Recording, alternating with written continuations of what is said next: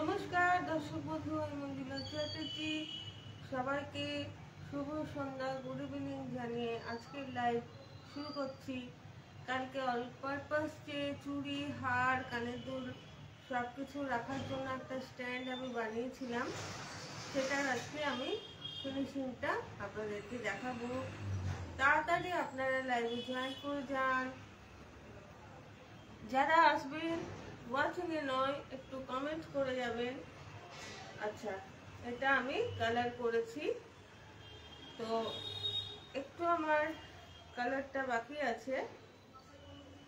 আপনাদের লাইভে আসতে একটু সময় লাগে, তো সেই টাইমটা আমি একটু এখানে কালারটা করব। তাড়াতাড়ি জয়েন করে যান। আচ্ছা, এটা যে বানানো হয়েছে স্ট্যান্ডটা, এটা কিন্তু সমস্ত বাড়ির জিনিস দিয়ে, ফেলে দেওয়া জিনিস দিয়ে এটা আমি তৈরি করেছি।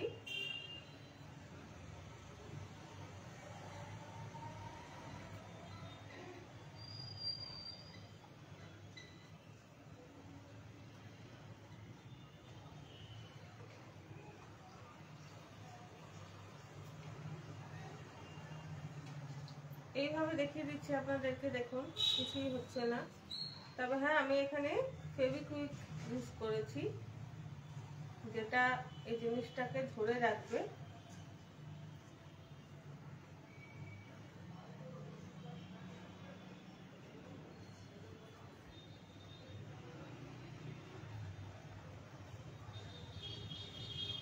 আমার কাছে এই দুটোই কালার ছিল, এই দুটোই করলাম। যখন আমি শাড়িতে ফেব্রিকের কাজ করি, প্রচুর কালার থাকে আমার কাছে, এখন করছি না।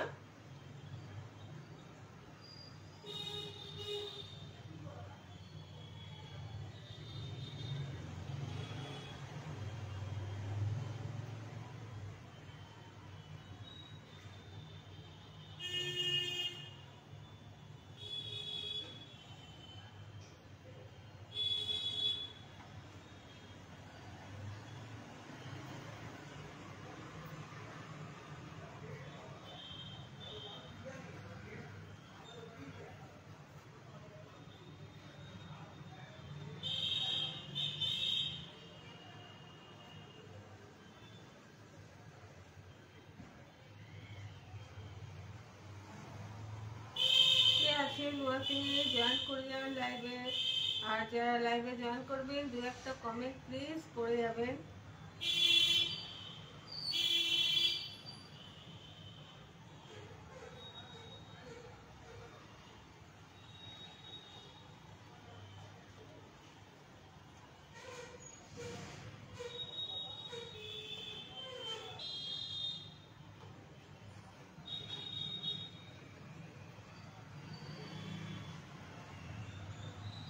একটু জয়েন করে যান।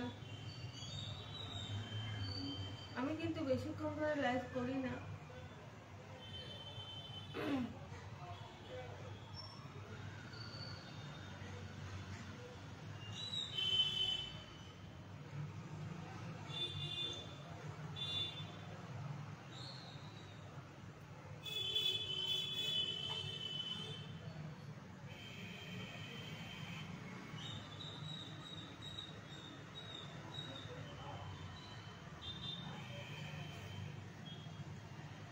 এটা আমি কালার করে নিয়েছি,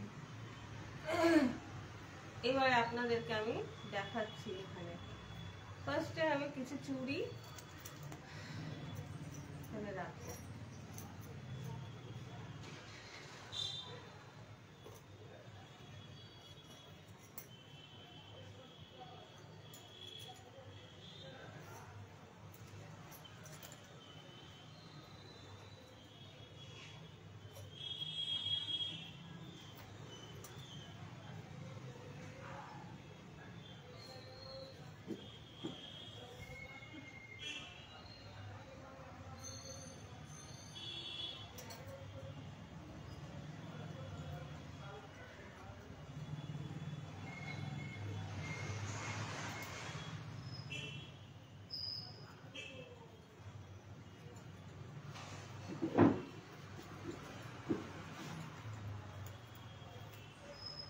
এখানটায় আমি হার রাখছি।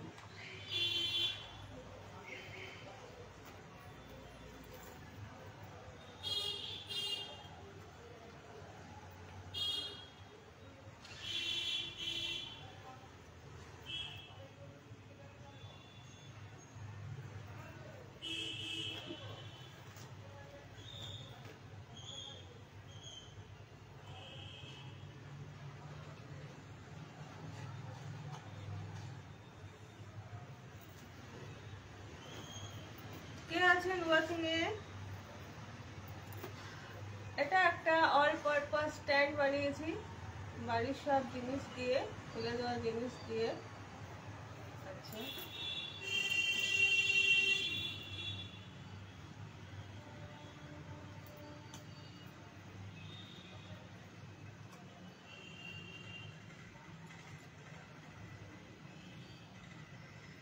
হার হয়ে গেল, চুড়ি হয়ে গেল। এবারে দেখাচ্ছি কানের দুল।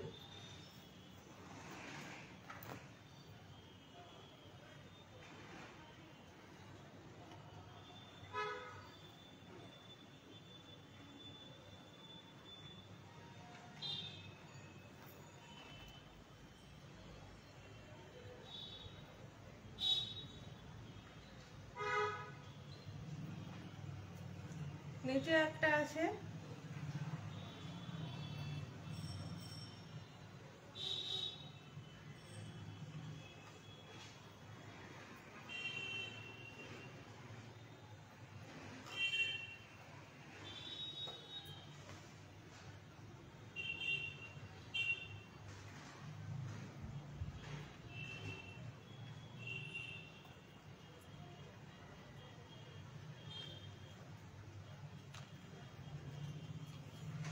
এরকম করে ক্লিপ রাখতে পারবেন।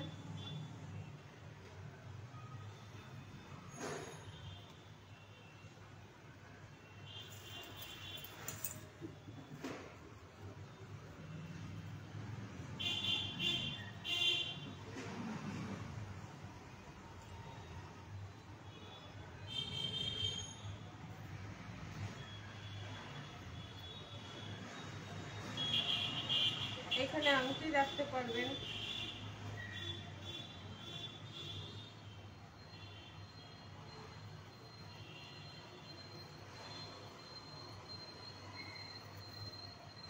ভেতরে জায়গাটাতে লাইনার রাখতে পারবেন।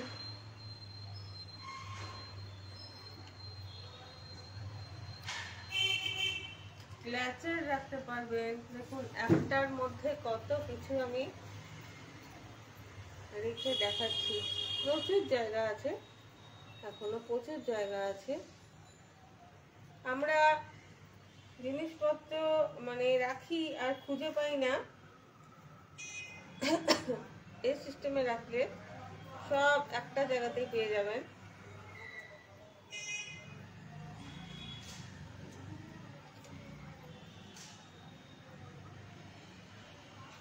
ক্ল্যাচার, হার, আবার এখানে একটা ক্ল্যাচার, এইখানে দেখুন চুড়ি, আবার এখানে হার, ভেতরে আইলাইনার।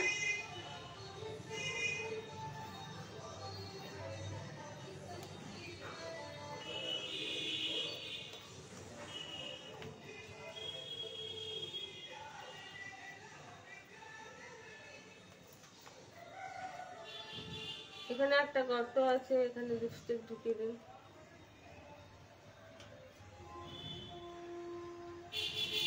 এভাবে লিপস্টিক রেখে দিন।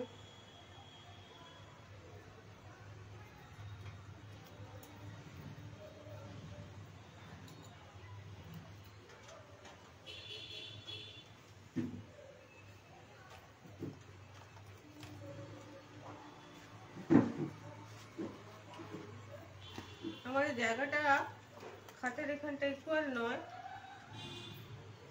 সেই জন্য এটাকে বেশি যাবো না, বসানো যাচ্ছে না।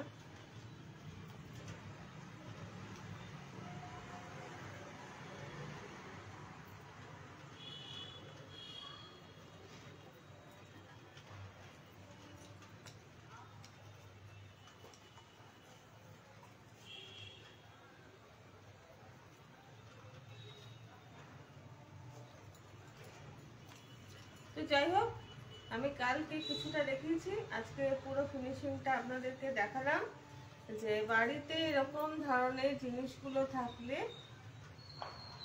আপনারা এরকম রাখতে পারেন সুন্দর করে সাজিয়ে গুছিয়ে। হাতের সামনে গার্ডার আছে, এখানে গার্ডারও রাখা যায়।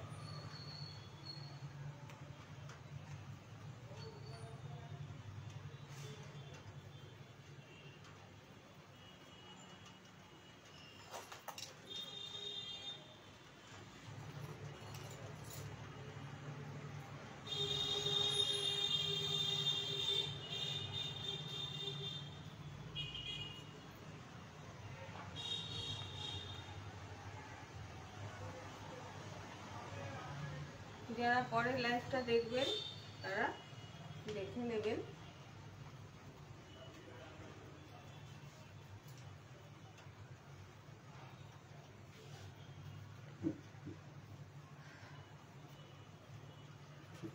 আজকে আমি একটু শ্রীকৃষ্ণের কথা বলবো, যেটা হচ্ছে শ্রীকৃষ্ণ একদিন খেতে বসেছেন, বসার পর তার 8 জন যে সেবিকা মেন, তার মধ্যে সত্যভামা, রুক্মিণী এরাও ছিল।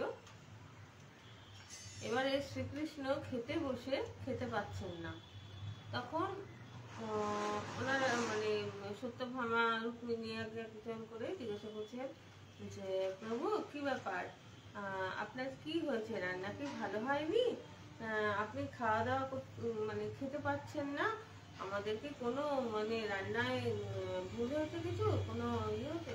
তখন শ্রীকৃষ্ণ বলছে না, রান্নায় কোনো অসুবিধা হয়নি, আমার এক ভক্ত আমাকে প্রত্যেক দিন গরম দুধ দেয়, সেই দুধটা খেয়ে আমার জিভটা পুড়ে গেছে এবং খেতে অসুবিধা হচ্ছে।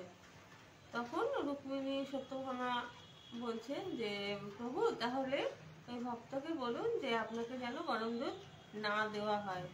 তখন শ্রীকৃষ্ণ বলছেন না, ভক্ত অনেক মানে ভক্তি ভরে আমাকে দেয়, আমাকে ভক্ত ভক্তি ভরে যেটা দেবে সেটাই আমি নেব, সেটাই আমি খাবো।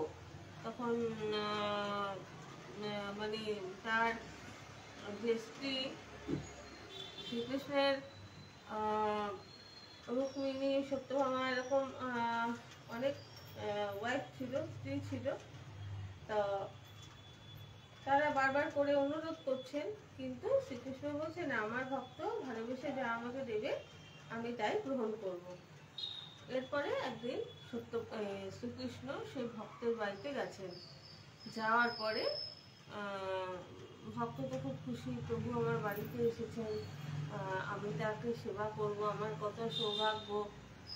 তো গরম দুধ নিয়ে এসেছে, আনার পরে দেখছে যে শ্রীকৃষ্ণ ফু দিয়ে দিয়ে ঠান্ডা করে করে খুব কষ্ট করে খাচ্ছে।